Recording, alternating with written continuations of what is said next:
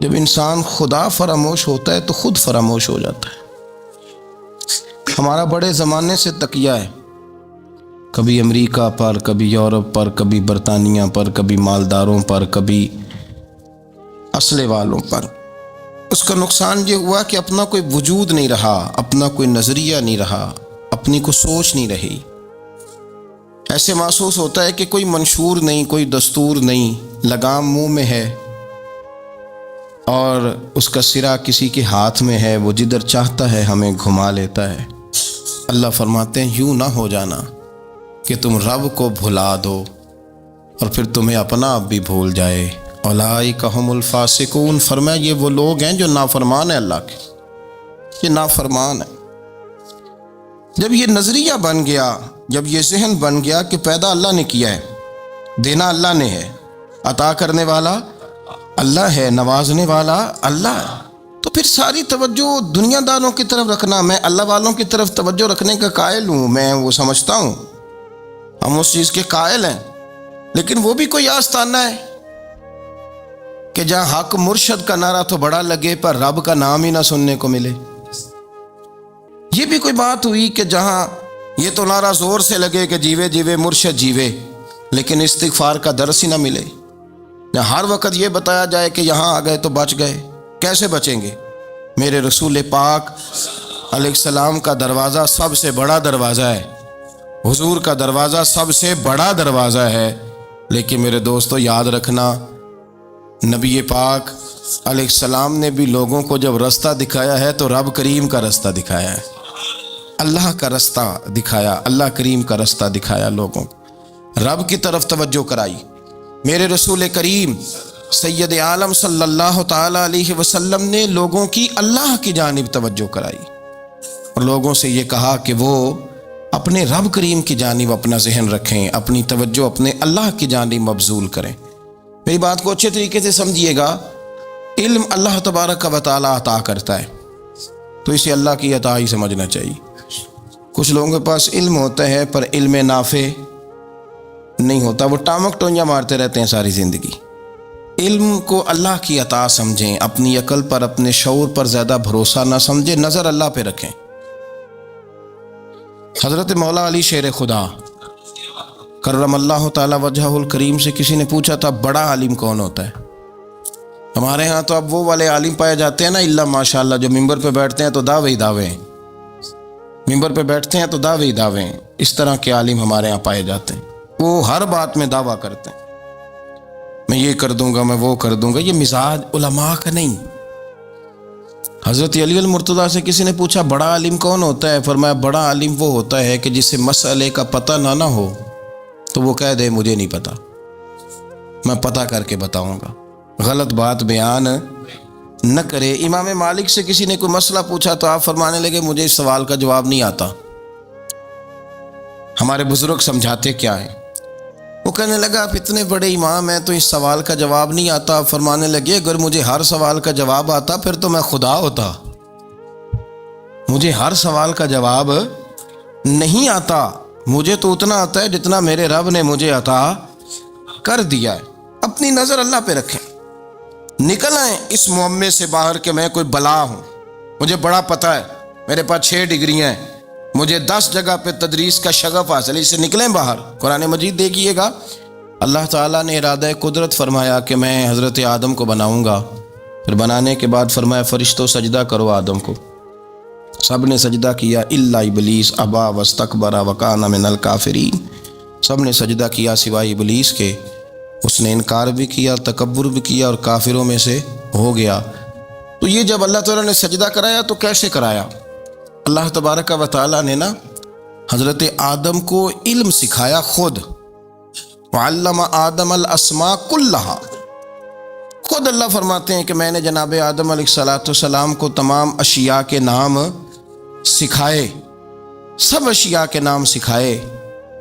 تو وہ چیزیں پھر میں نے نا، اللہ فرماتے ہیں میں نے فرشتوں پہ پیش کی، میں نے کہا کہ بتاؤ ان کے نام کیا ہے، تو فرشتوں نے جو جواب دیا ہے وہ سمجھنے والا ہے۔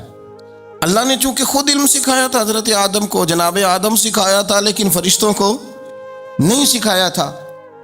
تو اللہ کریم نے فرمایا فرشتوں اب یہ بتاؤ ان چیزوں کے نام کیا ہیں؟ تو فرشتے کیا کہتے ہیں؟ فرشتے عرض کرتے ہیں قالوا سبحانک لا علم لنا۔ آپ کبھی یقین کریں اس چیز کی لذت لیں تو مزہ آ جائے۔ کہا قالوا سبحانک، کہنے لگے تو پاک ہے۔ قالوا سبحانک، کہنے لگے تو، بھئی آدم علیہ السلام کو نام سکھا لیے، پھر فرشتوں کے سامنے وہ چیزیں پیش کر کے کہا ان چیزوں کے نام بتاؤ، تو فرشتے کیا کہتے ہیں؟ کہتے ہیں قالوا سبحانک، تو پاک ہے، لا علم لنا، ہمارے پاس کوئی علم نہیں، الا ما علمتنا، ہمیں تو اتنا پتہ ہے جتنا تو نے ہمیں سکھا دیا ہے، ہمیں تو اتنا پتہ ہے جتنا تو نے ہمیں، لا علم لنا، ہمارے پاس کوئی علم نہیں ہے، اتنا ہی پتہ ہے جتنا تو نے ہمیں سکھا دیا ہے، اس سے زیادہ ہمارے پاس علم۔ اور یہ کیوں تو نے ہمیں جتنا سکھایا اتنا پتہ ہے؟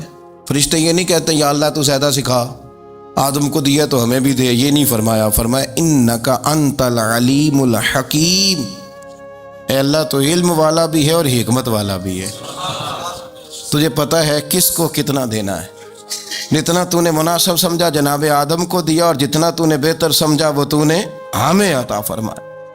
تو اگر آپ کے پاس علم ہے، کہیں نالج ہے، اس کو اللہ کی عطا سمجھیں۔ ہمارے ہاں بہت سارے لوگ بن کے بیٹھ جاتے ہیں، میں اکثر کہتا ہوں کہ پھر وہ دعوے کرتے ہیں میرے علاقے والے جاہل ہیں، میرے شہر والے جاہل ہیں، میرے خاندان والے پڑھے نہیں، یہ آپ کا دعویٰ ہے، یہ آپ کو خراب کر دے گا۔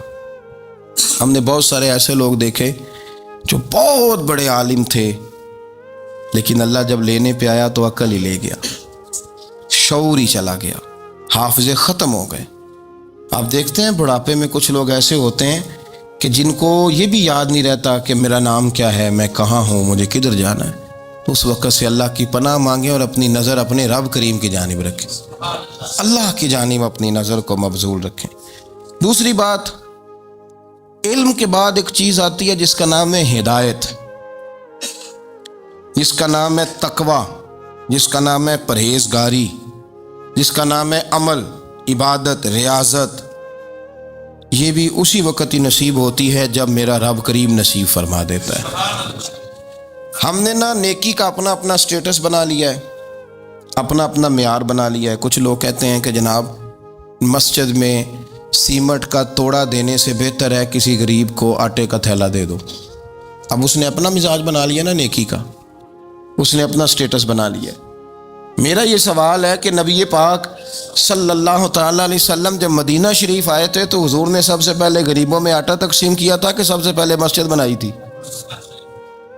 کیا عجیب لوگوں کا رنگ ہے، اپنی مرضی کی ہدایت، اپنی مرضی کا تقویٰ، اپنی مرضی کا معیار۔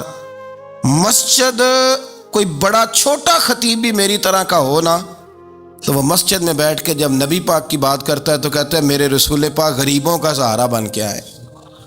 وہ غریبوں کی بات کرتا ہے، مسکینوں کی، لاچاروں کی، کمزوروں کی بات۔ تو مسجد ہی تو وہ ادارہ ہے جہاں سے غریبوں کی بات ہو رہی۔ تو اب لوگوں نے غریب کو اور مسجد کو لڑانا شروع کر دیا، اس کو لڑاؤ کہ مسجد میں پیسے دینے سے بہتر ہے آپ غریب کو آٹے کا تھیلا دے دیں۔ آپ یہ کیوں نہیں کہتے کہ مسجد میں بھی آپ توڑا دیں ایک سیمٹ کا اور ساتھ غریب کو بھی خدمت کریں؟ یہ کیوں نہیں تقویٰ؟ اپنی اپنی مرضی کا مزاج، اپنی اپنی۔ کچھ لوگ کہتے ہیں چھوڑو جی، ساری زندگی انسان نماز پڑھتا رہے اور پھر گالیاں بھی دیتا رہے، بندہ داڑھی بھی رکھ لے اور جھوٹ بولنا بھی نہ چھوڑے۔ تو یہ آپ نے اپنے پاس سے تقوی کا معیار بنایا۔ گالی دینے کا گناہ ہے اور داڑھی رکھنے کا ثواب ہے۔ تو اگر آپ داڑھی رکھے ہوئے ہیں اور آپ کوئی غلطی کر رہے ہیں تو اس سے آپ کی داڑھی کا ثواب ختم، اللہ کرے آپ کو سمجھ آئے میری بات کو۔ آپ کوئی غلطی کر رہے ہیں، داڑھی کا ثواب اس سے ختم، وہ اپنی جگہ پہ قائم ہے چیز۔ اپنی مرضی کا کیوں تقوی کا معیار بناتے ہیں؟ تقوی کا مزاج اپنی مرضی کا نہ بناؤ، اللہ کی بارگاہ سے دعا مانگو کہ یا اللہ ہمیں ہدایت کا نور عطا فرما، اللہ تو ہمیں رستہ دکھا، تو بتا کہ ہدایت کیا ہے۔ تو رب فرماتا ہے اللہ ولی الذین آمنوا، اللہ مومنوں کا مددگار ہے، یخرجہم من الظلمات الی النور، وہ انہیں اندھیروں سے نکالتا ہے اور نور کی طرف روشنی عطا فرماتا ہے۔ اندھیروں سے نور کی طرف اللہ لاتا ہے۔ اللہ ولی، اللہ مومنوں کا ولی ہے، وہ انہیں اندھیروں سے نور کی طرف نکالتا ہے۔ ہدایت ہمیشہ اللہ کی طرف سے سمجھے۔ جب وہ نماز کی توفیق دیتا ہے تو اپنے فضل سے دیتا ہے، جب وہ ذکر کی توفیق دیتا ہے تو اپنے فضل سے. ہم سمجھتے ہو جی فلانا نہیں پڑھ رہا بڑا بیوقوف ہے, فلانا نہیں پڑھ رہا, تو کیا اپنی عقل کے زور پہ پڑھ رہا ہے؟ میں جی اللہ کے فضل سے 2 پارے پڑھتا ہوں, تو کس پہ احسان کرتے تو 2 پارے پڑھ کے رویا کر. کہ اگر مالک تو بڑا قریب نہیں, بڑے لوگ ہیں جن کو پورا قرآن حفظ ہے پر انہیں پڑھنے کی توفیق نہیں, تو انہیں فضل کیا اور مجھے توفیق دے دی ہے پڑھنے کی. رویا کر, پڑھ کے رویا کر. راتی ساری کر کر زاری, وہ نیند اکھاں تھی توندے, تے فجرے اوہی گناہگار کہاون سب تو نیوے ہوندے. مہربانی کریں, ڈریں, نیکی کریں تو پھر ڈریں, پھر احساس پیدا کریں, پھر اپنے اندر وہ کمزوری لائیں کہ توبہ توبہ مجھے تو پتہ ہی نہیں, تو جانتا ہی نہیں. حضرت سیدنا امام اعظم ابو حنیفہ رحمۃ اللہ تعالی علیہ کے ساتھ ایک شخص کہتا میں نے نماز پڑھی, تو عشاء کی نماز تھی. یہ جو لوگ بڑے ہوتے ہیں نا, جن کے پیار کرنے والے بڑے ہوتے ہیں, ان کے گرد خوف بھی بڑا ہی ہوتا ہے, انہیں بڑا ڈر لگتا ہے, بڑی بعض اوقات آزمائش ہوتی ہے ان کی. عشاء کی نماز کہتے پڑھی, تو امام صاحب نے نا عشاء کی نماز میں تلاوت کی آیتیں فَمَن يَعْمَلْ مِثْقَالَ ذَرَّةٍ خَيْرًا يَرَهُ وَمَن يَعْمَلْ مِثْقَالَ ذَرَّةٍ شَرًّا يَرَهُ. فرمایا جو ذرہ برابر خیر کرے گا وہ بھی قیامت میں دیکھے گا, اور جو ذرہ برابر شر کرے گا وہ بھی قیامت میں اس شر کو دیکھے گا, اس کے سامنے آئے گا. تو وہ شخص کہتا ہے کہ سارے لوگ نماز پڑھ کے چلے گئے, تو امام صاحب رحمۃ اللہ علیہ نے اپنی داڑھی پکڑی, رو رہے ہیں. کہتے ہیں وہ ذرہ برابر نیکی کا بدلہ دینے والے, وہ ذرہ برابر شر پہ سزا دینے والے میری سفید داڑھی کو دیکھ. مالک میرے ذرے ذرے سامنے نہ لانا, لوگ تو میری بڑی قدر کرتے ہیں دنیا, میں تو بڑا پہچانا جاتا ہوں, لوگ تو میری راہوں میں پھول لیے کھڑے ہوتے ہیں, مجھے بڑا نوازتے ہیں. قیامت میں رسوا نہ کر دینا, میرے لیے مشکل ہو جائے گی. وہ کہتے ہیں میں نے امام صاحب کا درد دیکھا, مجھے کوئی کام تھا تو میں چلا گیا. میں نے کہا کہ وہ اس وقت اللہ کے حضور حاضر ہیں تو میں دوبارہ آؤں گا. کہتے ہیں میں تہجد کا وقت آیا تو امام صاحب وہیں بیٹھے تھے, اور ان کی داڑھی آنسوؤں سے بھری ہوئی تھی, اور زور سے داڑھی پکڑی ہوئی. کہنے لگے مالک رسوا نہ کر دینا, قیامت میں رسوا نہ کر دینا. یار جو ہدایت یافتہ لوگ تھے وہ تو ڈرے ہوئے تھے, وہ تو سہمے ہوئے تھے, وہ تو کہتے تھے یہ اس کا فضل نہیں, اس نے بلا لیا, یہ اس کا کرم نہیں. حضرت باعزید بستامی کسی کافر کو دیکھتے تو رو پڑتے, کہتے مالک تو کتنا قریب ہے, یہ بے ایمان رہ گیا, تو نے اپنے فضل سے مجھے اپنے نبی کا غلام بنا لیا. وہ رو پڑتے. یہاں تو لوگوں کا دعویٰ ہی بڑا ہے. نمازی اللہ خیر فرمائے وہ تو دوسروں کو گھورتا ہے, وہ کہتا ہے جنت کا میں مالک ہوں, کنجیاں میرے پاس ہیں, میں کسی اور کو گھسنے نہیں دوں گا. اور اگر 2-3 حج کر لے تو پھر تو وہ کہتا ہے کہ اب میرے سے پوچھ کے لوگ جنت میں جائیں گے معاذ اللہ. اور اگر وہ 2 4 5 7 دفعہ کوئی نفل پڑھ لے تو پھر وہ کہتا ہے چھوڑیں جی سارے لوگ بے عمل ہیں, میں اکیلا نیک ہوں. نہ ایسا کریں, اپنی توجہ اپنے رب پہ رکھیں, اپنی توجہ اپنے معین الملت والدین, عطائے رسول, ہند الولی, غریب نواز, خواجہ معین الدین چشتی, حضرت خواجہ اجمیر, شاہ اجمیر, والی ہندوستان. آخری عمر میں نا سارا دن روتے گزر جاتا, ساری رات روتے گزر جاتے, ذرا سی کوئی بات کرتا تو رو پڑتے, آنکھیں آنسوؤں سے بھری رہتی. کئی دفعہ اپنے بھی پریشان ہو جاتے ہیں نا کہ یار تو ایک بات کی جان ہی نہیں چھوڑ رہا. تو خواجہ قطب الدین صاحب بختیار کاکی سے لوگوں نے کہا کہ آپ مرشد سے بات کریں, اتنا بھی تو نہیں نہ رونا چاہیے, ہر وقت اس کے آنسو کی کریے. عاشق دا کام ہی رونا تونا, تبھی نہ رویو نہیں منظوری. یہ عاشق سدا ہی روندا رہندا ہے, پاویں وصل ہوئے تے پاویں دوری. ہر وقت رونے کا کیا مطلب ہے؟ تو خواجہ قطب صاحب کہتے ہیں میں قریب گیا تو میں نے پیر دبائے, میں نے کہا سونیا لوگ تو کچھ بھی نہیں کرتے, تو نے تو کمال کر دیا, 90 لاکھ آدمی مسلمان کر دیا, دنیا کچھ نہیں کرتی, تو نے 50 سال ساری رات مصلے پہ بیٹھ کے رب راضی کیا. تو شہزادہ تھا, حضور کی اولاد تھا, لیکن معین الدین تیرا ایک پلاٹ بھی نہیں, تو نے طالب علم پالے, انہیں غریبوں کو دیا, تو نے نوازا, کوئی شے نہیں تیرے پاس, ہر چیز تو نے, ساری رات روتے ہو, سارا دن روتے ہو. تو خواجہ قطب الدین صاحب کہتے ہیں میں نے جب عرض کیا تو خواجہ صاحب مجھے گلے لگا لیا, चीख मार के रोए, कहने लगे कुतुबुद्दीन पुत्र दाढ़ी सफ़ेद हो गई, जाने का वक्त आ गया। जो तूने नेकियां गिनवाई हैं वो हैं सही मेरे पास, पर यार की बारगाह में पेश करने के काबिल एक भी नहीं, एक भी नहीं। तू बारगाह तो देख कितनी बड़ी है, रसूल करीम की बारगाह में पेश करने के काबिल इनमें से एक भी नहीं। तो आस्ताना देख कितना बड़ा है, क्या पेश करूँगा, क्या अर्ज करूँगा हुजूर की बारगाह में, किस तरह। वो यार जो बड़े थे वो तो डरे हुए थे, सहमे हुए थे, वो तो बड़ी आजमाइश में थे। लेकिन मेरा और आपका रट्टा 2 नमाजें पढ़ के 6 नमाजों का दावा करना और लंबी चौड़ी कहानियाँ बनाना और अपने मुंह से अपनी तारीफ़ें करना, इससे थोड़ा बाहर आएँ। रिस्क भी मेरा अल्लाह ही देता है, इल्म भी अल्लाह देता है, रिस्क भी। बड़े बड़े फ़कीरों को मालदार होते देखा, बड़े बड़े मालदारों को फ़कीर होते देखा, बड़े बड़े। मेरे एक बड़ा सखी किस्म का सज्जन है, बड़ा प्यारा है, मैं उसे सखी मानता हूँ। मैंने अपनी परेशानियों के दिनों में भी उस शख्स को सखी देखा। एक दिन रात को मुझे टेलीफोन करके कहने लगा किधर हो? मैंने कहा मैं घर हूँ। नहीं अक्सर सफ़र में होते हो ना? और मैंने कहा तबीयत कैसी है? ठीक है, बस हाल चाल पूछना था। मैंने समझा, ये मैंने कहा यार ये कोई मसला है, वरना रात के 2 बजे कोई हाल पूछने को फ़ोन तो नहीं ना करता, कोई मतलब ऐसा तो मसला नहीं ना। तो मैंने बैक कॉल की, मैंने कहा यार मेरी बात सुन, मसला क्या? कि नहीं कुछ नहीं दिल कर रहा था। मैं कहा मेरी गल सुन, रहे हैं असी 4-5 साल कट्ठे, मैं तेन जानना, असल बात कर। कहने लगा मकान भी बड़ा है, सारा कुछ ठीक है, पर वो बड़ा ही बेनियाज है। कुछ हालात इस किस्म के आ गए हैं कि लोगों को बताऊं भी तो लोग मानने को तैयार नहीं। ज़्यादा नहीं, मुझे ना थोड़े से पैसों की ज़रूरत है, कोई 15-20 हज़ार अगर मिल जाएं, मेरी ज़रूरत। आप यकीन करें मैं रोता रहा सारी रात। मैंने कहा मेहरबाना तेरा किस तरह करांगे, इससे लेके ज़माना इस्तेमाल करता था, पर बेपरवाही वेख ना सज्जड़ दी, जिथे किसे दी पेश ना जावे, उन्हें ताजा वाले दर दर रोले ते मंगते तख्त बिठावे। सजना किसे नू कारा मिल दई, कोई काबे खाली आवे, वल्लाहु खैरुर राज़िकीन।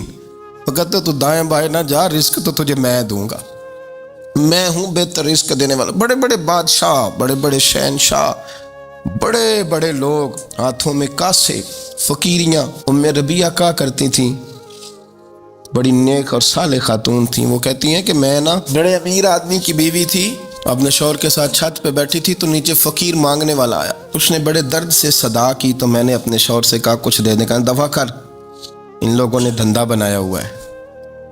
कहती मैं मेके से भी बड़ा माल लेके आई थी, मेरे माँ बाप बड़े अमीर थे, तो मैंने ना चोरी अपने खामा से नज़र बचा के बाथरूम जाने के बहाने गई और नीचे जाके 5 दिनार मैंने उस फ़कीर की हथेली पे रखे। कहते उसने 5 दिनार देखे, फिर मेरी तरफ देखा तो मैंने उसकी आंखों में आंसू चमकते देखे। कहने लगे बीबी रब तेरा भला करे, मैं 3 दिनों का भूखा हूँ। कि वो चला गया, मैं घर आ गई।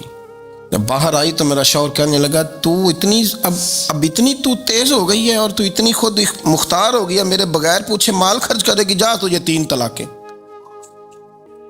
कहती मैं बालदार और वज़ादार बाप की बेटी थी, तलाक लेके घर आई तो मेरा बाप टूट गया, चारपाई पे चला गया। ओहो ये क्या बन गया।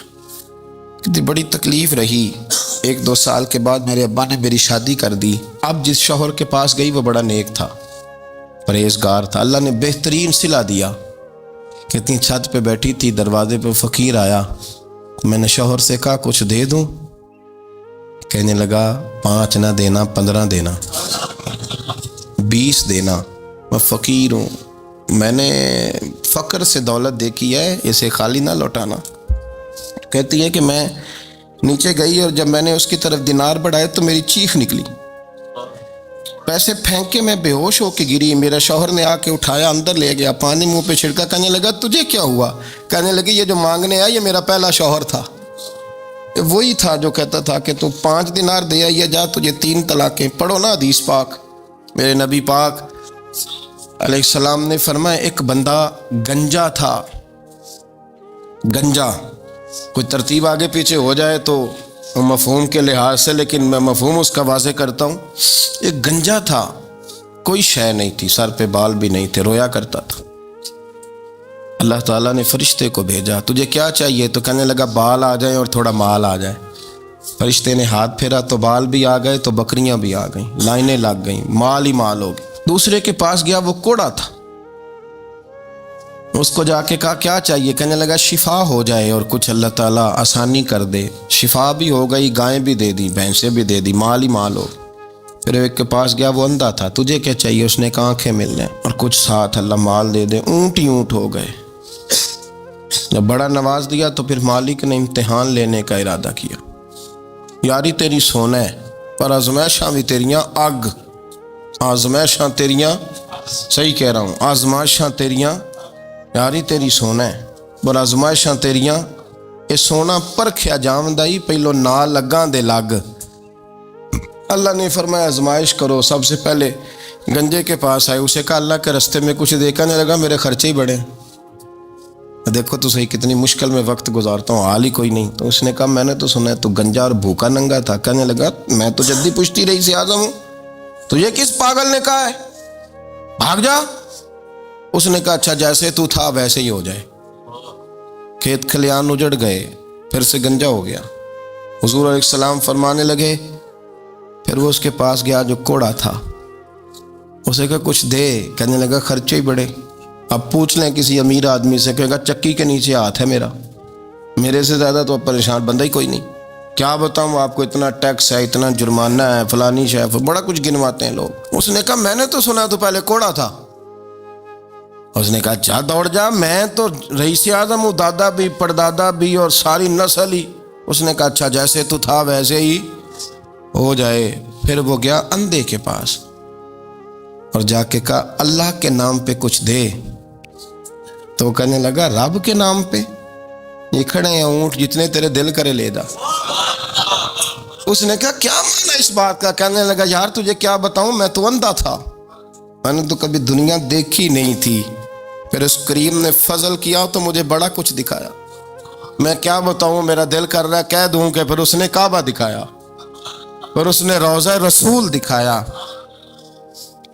پھر اس نے ریاض الجنہ کے سجدے دکھائے، پھر اس نے اپنے محبوب کے دروازے کی رونقیں دکھائیں۔ اس نے بڑا کچھ دیا، اس نے بڑا نوازا۔ میرے پاس تو شاید میں بدکار پرانا خادم، کسے در ملی نہ ٹوئی، اے واصف یار نے نظر جو کی تھی، پھر واصف ہی ہوئی۔ یہ تو اس کا کرم ہوا۔ تو یہ وہ کہنے لگا تو اللہ کے نام پہ جان مانگ، میں وہ بھی دینے کو تیار، میرے پاس تو شے ہی کوئی نہیں تھی، مجھے تو اپنا پتہ ہے، میں تو کوئی شے نہیں تھا، کچھ نہیں تھا میرے پاس، یہ تو ان کا کرم ہے کہ رخ ان کا ادھر ہے، اور مختصر سی میری کہانی ہے، یہ جو بھی ہے ان کی مہربانی ہے۔ تو وہ کہنے لگا میں بھی کچھ لینے نہیں آیا تھا، تیری آزمائش ہی کرنے آیا تھا، تیری عزتیں بھی سلامت رہیں گی، تیرا مال بھی سلامت رہے گا، تیری شفا بھی۔ اپنی زندگی میں کبھی بھی اللہ کی بارگاہ سے توجہ ادھر ادھر نہ کریں، چھوڑیں لوگ کیا کر رہے ہیں، دنیا کیا کہہ رہی، کبھی بھی اپنی توجہ دائیں۔ ہمارا یہ مسئلہ بن گیا کہ ہماری سیاست ہے، ہماری دنیا داری ہے، ہم بندوں کو راضی کرنا چاہتے ہیں، ہم دیکھتے ہیں کون کس طرح، اور آپ یقین کریں آپ تھک جائیں گے، بندے راضی نہیں ہوں گے، وہ نہیں راضی ہوتے۔ آپ ان کو منا کے لائیں گے تو ادھر والے نکل جائیں گے، ادھر کو منائیں گے تو ادھر والے نکل جائیں گے۔ اس چکر سے باہر آئیں، اس رب کو راضی کریں جو فرماتا ہے ان الذین آمنوا وعملوا الصالحات سیجعل لهم الرحمن ودا۔ فرمایا تو ایمان لانے کے بعد نیک عمل کر، میں لوگوں کے دلوں میں تیری محبت پیدا کر دوں گا۔ رحمان لوگوں کے دلوں میں محبت ڈال دے گا، اللہ لوگوں کے دلوں میں۔ اپنی نظر ہمیشہ اپنے رب پہ رکھیں، اتنی لمبی چوڑی دنیا داروں سے امیدیں نہ وابستہ کریں۔ میں نے دیکھا ہے لوگ کا سال ایسی کرتے ہیں، کبھی اس کے دروازے پہ کبھی اس کے دروازے پہ۔ ان چکروں سے باہر آئیں اور اپنے رب کی بارگاہ کی طرف توجہ کریں، استغفار شوق سے پڑھا کریں، اور اکیلے میں نہ، اکیلے میں حضرت رئیس المتکلمین مولانا نقی علی خان صاحب رحمۃ اللہ نے لکھا ہے کہ فرعون 500 سال حکومت کر گیا، یہاں تو 5 سال کی حکومت کی پیر لڑکھڑاتے ہیں، 500 سال۔ فرماتے اصل وجہ یہ تھی کہ دنیا جب سو جاتی تھی نا تو اوپر چادر لے کے تو مصلے پہ بیٹھ جاتا تھا اور ہاتھ باندھ کے کہتا تھا رب تو ہی ہے، میرا پردہ نہ کھولنا، مالک تو ہی ہے، کرم نوازی کرنا، میری پکڑ نہ کرنا، وہ بےمان ہو کے اگر 500 سال ہاتھ باندھے تو گزارا کر لیتا ہے، تو ایماندار ہے۔ پر مسئلہ یہ ہے کہ تو رات کو بکل مار کے ہاتھ نہیں نہ باندھتا، تو منت نہیں کرتا، تو استغفار نہیں کرتا۔ توبہ کریں تو بچے رہیں۔ وہ اتنی لمبی حکومت کر گیا چونکہ رات کو کہتا تھا مالک رب تو ہی ہے، لیکن مہربانی فرما، میری پکڑ نہ فرما، تو اللہ نے تو اس کو مہلت دے دی۔